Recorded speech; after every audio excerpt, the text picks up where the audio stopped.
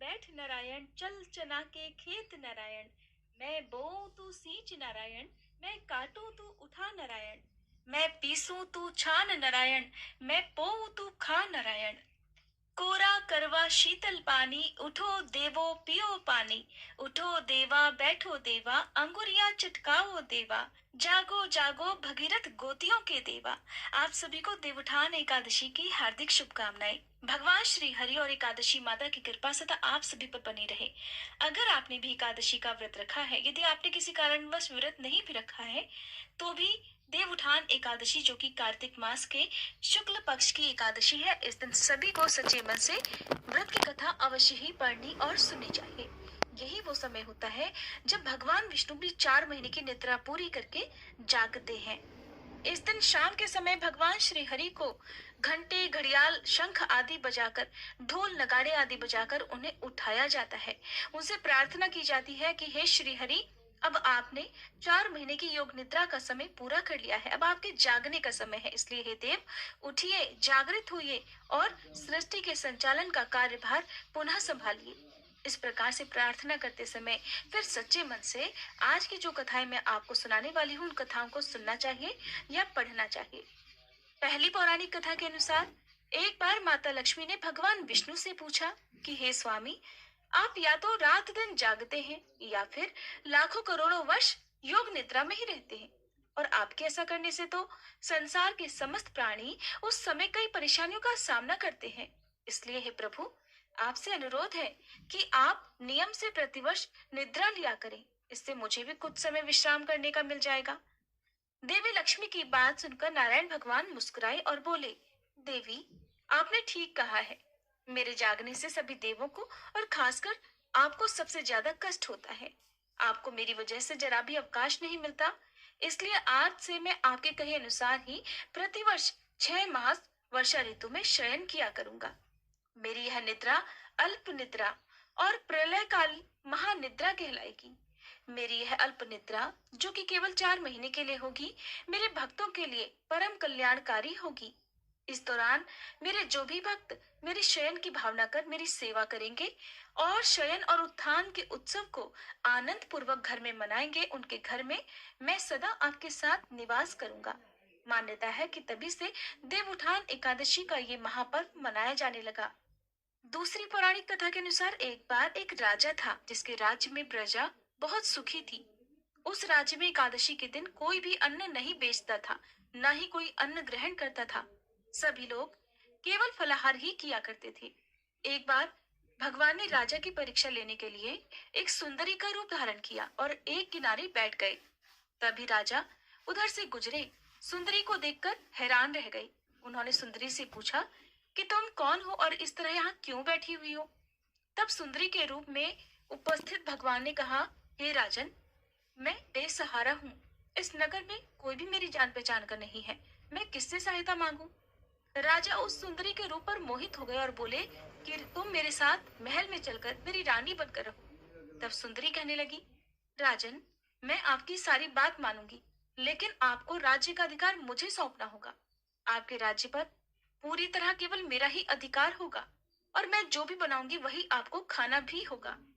ये सुनकर सुंदरी के रूप पर मोहित होकर राजा ने कहा कि मुझे आपकी सारी शर्तें मंजूर हैं। इस तरह राजा ने उस सुंदरी की सारी बातें मान ली। अगले दिन एकादशी थी, लेकिन रानी ने आदेश दिया कि बाजार में अन्य दिनों की तरह ही अन्न बेचा जाए। इतना ही नहीं, उसने उस दिन घर में मांस, मछली आदि पकवाई और परोसकर राजा से खाने के लिए कहा। ये देखकर राजा बोला, रानी, आज तो एकादशी है, इसलिए मैं तो केवल फलाहार ही करूंगा। तब रानी ने राजा को अपनी शर्त की याद दिलाई और बोली कि या तो आप भोजन कीजिए, नहीं तो मैं बड़े राजकुमार का सिर काट लूंगी। राजा ने अपनी स्थिति बड़ी रानी से कही, तो बड़ी रानी बोली, महाराज, आप धर्म मत छोड़िए और बड़े राजकुमार का सिर छोटी रानी को दे दीजिए। पुत्र तो हमें फिर मिल जाएगा, पर धर्म नहीं मिलेगा। तभी वहां पर राजकुमार खेलने आ गया और अपनी माँ की आंखों में आंसू देखकर उनसे रोने का कारण पूछने लगा। तब माँ ने सारी बात उसे बता दी। बात सुनकर राजकुमार कहने लगा कि माँ, आप परेशान मत होइए, मैं अपना सिर कटाने के लिए तैयार हूँ। इससे कम से कम मेरे पिताजी के धर्म की रक्षा तो जरूर हो सकेगी। अब राजा बड़े दुखी मन से उस सुंदरी के पास गए और राजकुमार का सिर देने को तैयार हो गए।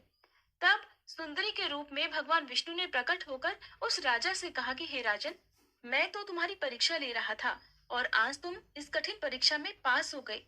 भगवान ने प्रसन्न मन से राजा से वर मांगने को कहा तो राजा ने कहा कि आपका दिया हुआ तो सब कुछ है, हे प्रभु, आप बस हमारा उद्धार कीजिए। उसी समय वहां एक दिव्य विमान उतरा और तब राजा अपना सारा राज अपने पुत्र को सौंपकर उस विमान में बैठकर परम धाम को चले गए। अब सुनिए तीसरी पौराणिक कथा। एक बार एक राजा था जिसके राज्य में सभी लोग नियम पूर्वक एकादशी का व्रत किया करते थे। उस दिन राजा के राज्य में नौकर, प्रजा, पशु आदि कोई भी अन्न ग्रहण नहीं करता था। सभी केवल फलाहार करते थे। एक दिन दूसरे राज्य का व्यक्ति उस राज्य में आया और राजा से बोला कि हे महाराज, कृपा करके आप मुझे नौकरी पर रख लीजिए ताकि मैं भी अपने परिवार का गुजारा कर सकूं। उस व्यक्ति की बात सुनकर राजा ने कहा कि मैं तुम्हें नौकरी पर तो रख लूंगा, किंतु मेरी एक शर्त है। तुम्हें प्रतिदिन खाने को भोजन तो दिया जाएगा, लेकिन एकादशी को तुम्हें भोजन नहीं मिलेगा। उस समय क्योंकि उस व्यक्ति को काम की आवश्यकता थी, इसलिए उसने हाँ कह दी। अब उसे राजा ने नौकरी पर रख लिया। कुछ दिनों के बाद एकादशी का व्रत आया तो उसे उस दिन भोजन की जगह फलाहार दिया गया। यह देखकर वह राजा के सामने जाकर भोजन के लिए गिड़गिड़ाने लगा। कहने लगा कि महाराज, इस फलाहार से तो मेरा पेट नहीं भरेगा और ऐसे तो मैं भूखा ही मर जाऊंगा। कृपा करके मुझे भोजन दीजिए। तब राजा ने उसे दी हुई शर्त याद दिलाई और कहा कि आज तो तुम्हें अन्न छोड़ना ही होगा। ये बात सुनकर वह राजा के पैरों में गिर पड़ा और गिड़गिड़ाने लगा कि राजन, मुझे किसी भी प्रकार भोजन दे दिया जाए। तब राजा को उस पर तरस आ गया और उसे आटा, दाल और सब्जी दे दी गई। राजा से वह सभी वस्तुएं लेकर वह व्यक्ति हर दिन की तरह नदी पर गया।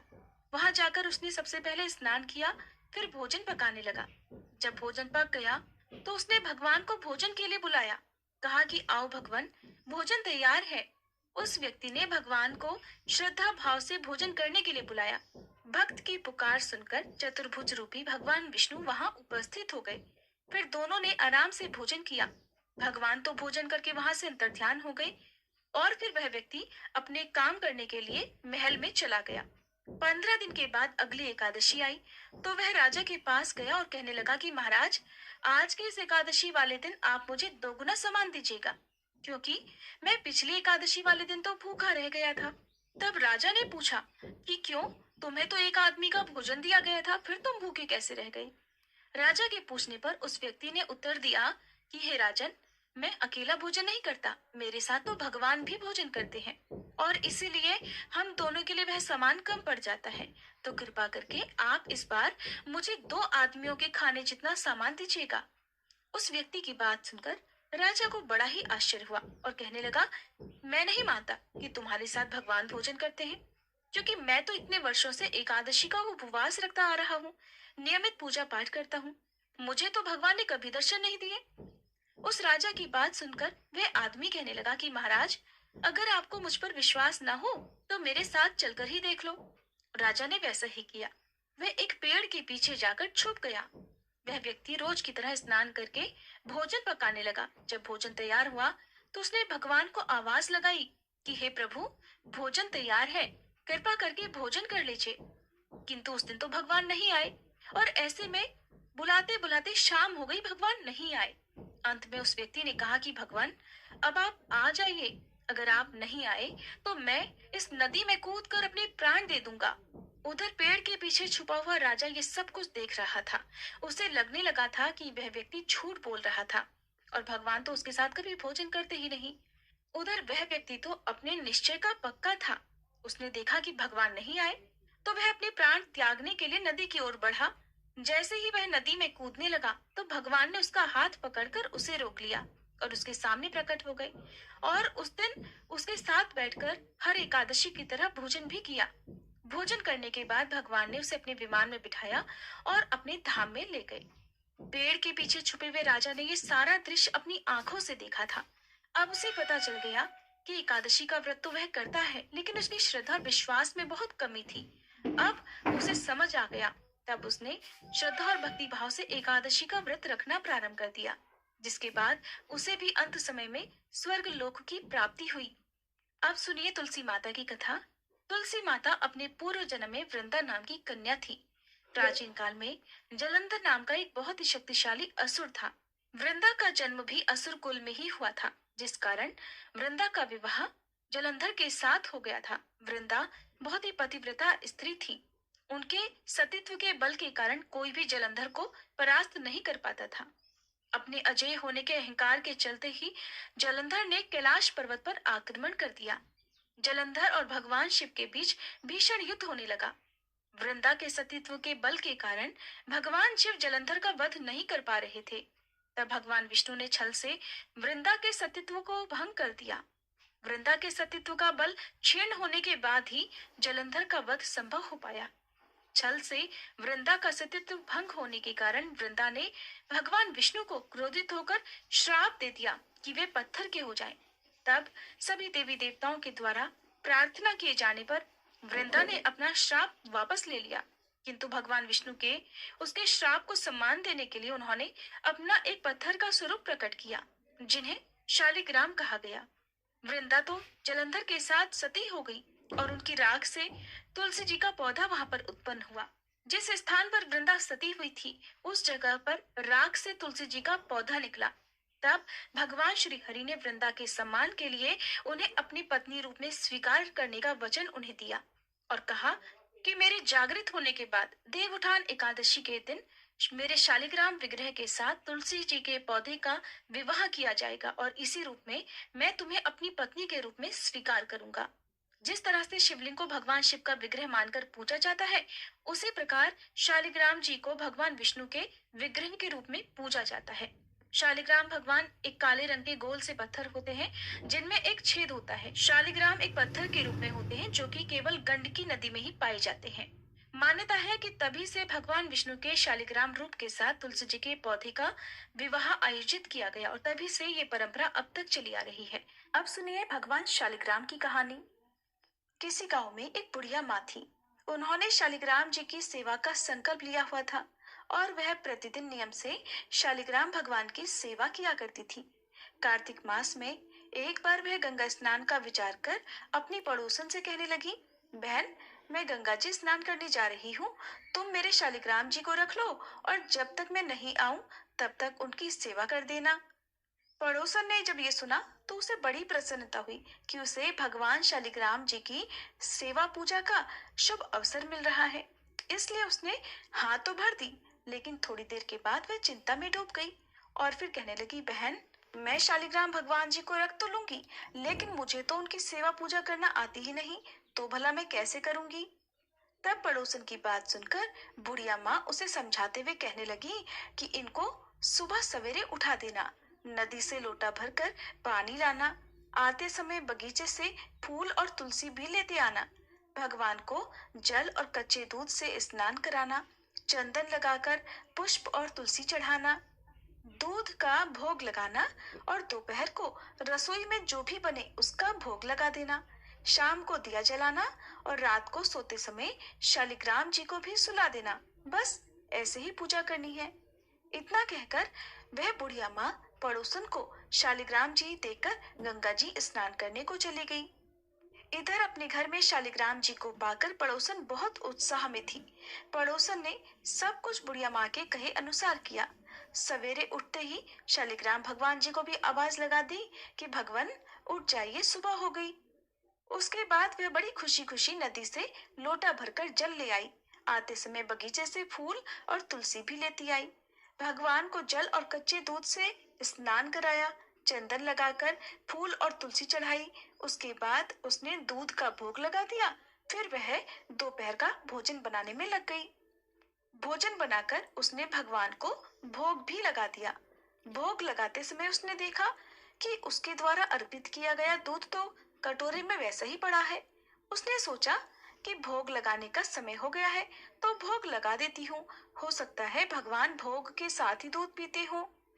थोड़ी देर के बाद उसने फिर से जाकर देखा तो दूध और उसके द्वारा अर्पित किया गया भोग वैसे ही पड़ा हुआ था जैसा वो रख कर गई थी। तब वह भगवान से हाथ जोड़कर कहने लगी, भगवान, दूध भी पी लो और भोजन भी कर लो। अगर आप भोजन करेंगे और दूध पिएंगे तभी मैं भोजन कर पाऊंगी। इतना कहकर वह फिर से घर के कामकाज में लग गई। थोड़ी देर के बाद वापस आकर देखा कि भगवान ने तो दूध भी नहीं पिया और न ही भोजन किया। ये देखकर अब तो पड़ोसन चिंता करने लगी। फिर वह हाथ जोड़कर भगवान से कहने लगी, हे भगवान, आपकी मालकिन आएगी तो कहेगी कि तूने मेरे भगवान को दुबला कर दिया। और अभी तो भगवान पूरा पूरा 1 महीना बाकी है और आज तो केवल पहला ही दिन हुआ है। आपने कुछ भी नहीं खाया पिया। अगर आप भोजन कर लो तभी तो मैं भी भोजन कर पाऊंगी। लेकिन भगवान ने न तो दूध पिया और न ही भोजन किया। करते भी कैसे? उधर वह पड़ोसन भी भूखी ही बैठी रही। बीच बीच में आकर वह देखती जाती कि भगवान ने भोजन किया कि नहीं किया। और जब देखती कि सब कुछ वैसा ही रखा हुआ है तो वह भगवान से जीवने के लिए प्रार्थना करने लगी। धीरे धीरे इसी तरह से शाम हो गई। भगवान शालिग्राम जी ने सोचा कि अब तो इसे दर्शन देने ही पड़ेंगे, नहीं तो ये बेचारी तो सारा दिन और सारी रात भूखी ही बैठी रहेगी। ऐसा सोचकर भगवान छोटा सा मोर मुकुट पीताम्बरधारी रूप धारण करके पाटे पर जाकर बैठ गए। दूध पी लिया और भोजन भी कर लिया। अब तो रोज ऐसे ही होने लगा। एक दिन भगवान ने पड़ोसन से कहा कि मैं गाय चरा लाऊं। तो पड़ोसन कहने लगी, अरे थोड़े ही दिन तो रहोगे, क्यों जाते हो? पर भगवान नहीं माने। हाथ में सोने की लाठी, कंधे पर हीरे मोती का जड़ा पीताम्बर डालकर चले गए गाय चराने।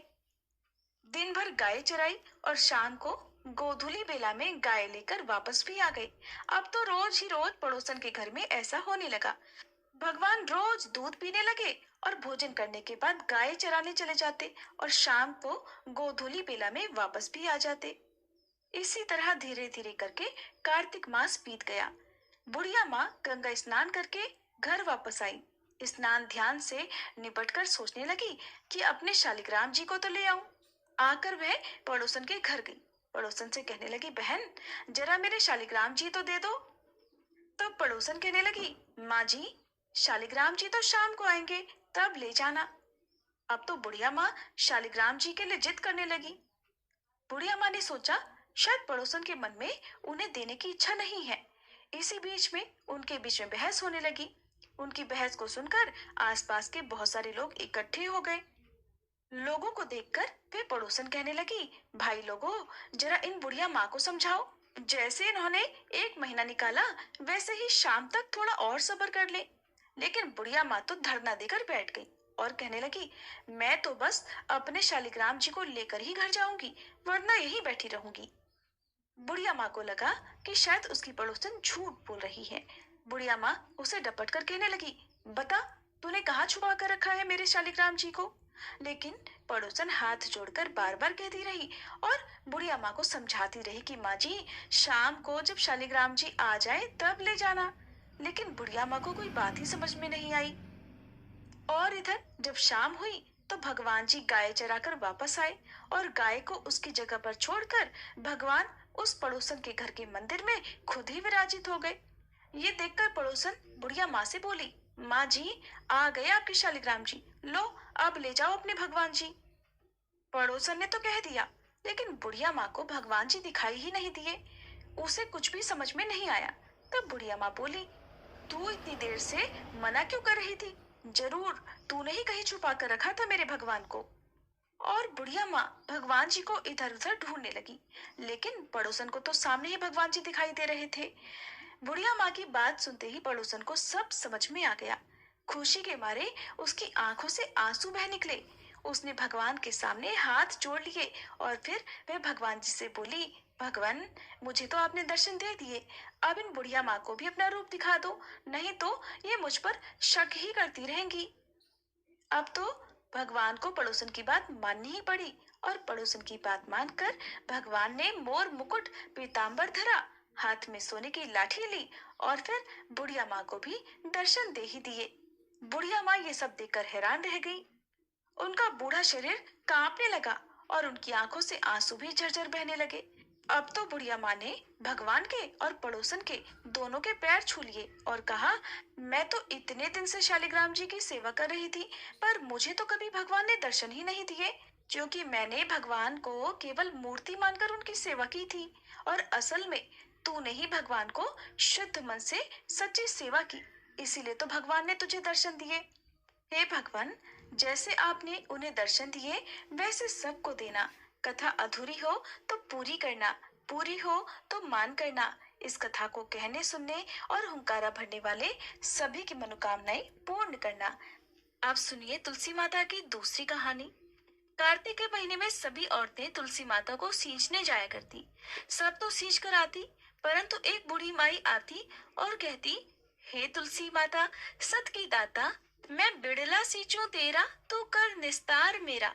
तुलसी माता, अडुआ दे, लडुआ दे, पीतांबर की धोती दे, मीठा मीठा गास दे, बैकुंठ का वास दे, चटके की चाल दे, पटके की मौत दे, चंदन की काठ दे, झालर की झनकार दे, साई का राज दे, दाल भात का जीवन दे, ग्यारस की मौत दे, श्री कृष्ण का कांधा दे। तुलसी माता से ऐसा कहने के बाद वे बूढ़ी माई तो अपने घर चली जाया करती। अब धीरे धीरे कार्तिक मास में जब वो इसी तरह से जल अर्पित करके तुलसी जी से कहा करती तो धीरे धीरे तुलसी जी सूखने लगी। एक दिन भगवान कृष्ण ने उनसे पूछा, हे तुलसी, तुम क्यों सूख रही हो? तुम्हारे पास तो इतनी औरतें आती हैं, तुम्हें मीठा भोग लगाती हैं, गीत गाती हैं और तुम्हें सींचा करती हैं। तब तुलसी माता ने कहा, एक बूढ़ी माई रोज आती है और इस तरह की बात कह के जाती है। मैं उनकी सारी बात तो पूरी कर दूंगी, पर कृष्ण का कांधा कहाँ से लाऊंगी?